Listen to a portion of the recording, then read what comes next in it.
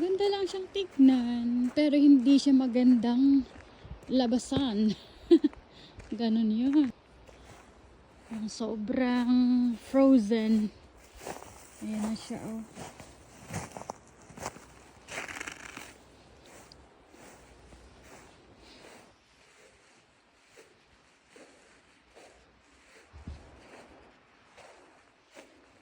Ito yung favorite spot ko kapag frozen. Tapos ano, dito sa taas. Yan. Sa taas ng aming barn. Ganyan. So yung fields namin ay nag-frozen na. Kaya naman ko si Dodong kung kumusta yung ano sa labas. Sabi niya, labasan mo dun. Tapos yun nga. Natutuwa akong panoorin yung mga ano yung mga dahon or mga grasses na nag-frozen na. Ito lang yung gusto ko sa kanila, pero magstay sa labas, wag na. Meron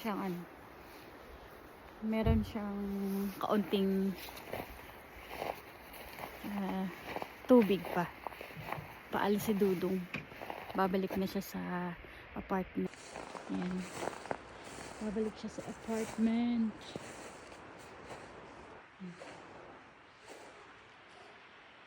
Ayan siya.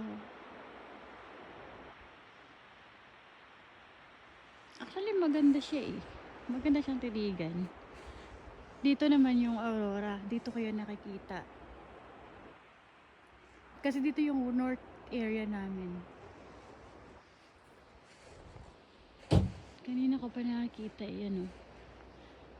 Yung frozen field. Pero hindi siya ganun ka ano. Kasi nga merong kaunting sun na lumabas. Kung saan paano na yan. Paalis na kumbaga. Tignan ko ulit yung aking mga snowberries dito. And guys, wow, naka, ang lamig, ang lamig, ang lamig. Ayan. Ito siya, oh. Ayan, nag-frozen na nga din siya, oh. Yun. Ayan siya. Pumuputok yan eh. Kapag inano mo siya. Ay, nag-frozen na. Hindi ko na siya mapisil. Ayun. Pwede ba pala? Ay, hindi na. Ayan. Same as snow na siya. Ganon yun. Wala nang dahon. Ah, meron pala kaunti. Ayan. Ayan siya, oh. Same as snow. Compare natin siya dito.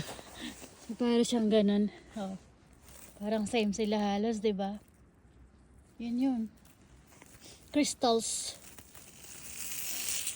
Ang yaman ko. Ang dami kong crystals, oh. Ayan. Ayan. Adong.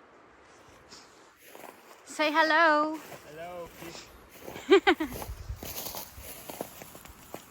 Ayun. Maliliit pa lang yung crystals nito eh. Why did you call me? Because of light? No, I was supposed to ask you if, you know, because it's here, the sun. If the sun is already in this area,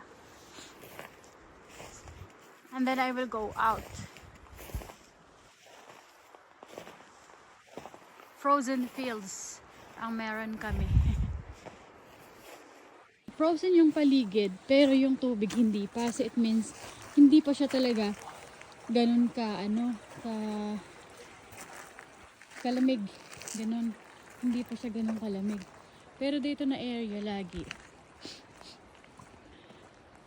Maganda dito kapag nag-frozen na. Ayun, oh. Tignan nyo guys, oh. Matigas ang ang lupa. Wala na. Hindi na ayun, tumigas na siya.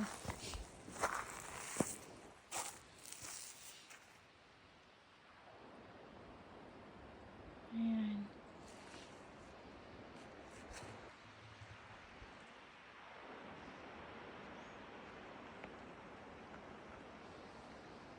Guys, for watching. Ito lang, yung paligid ng farm namin na nag-frozen na. Ayan.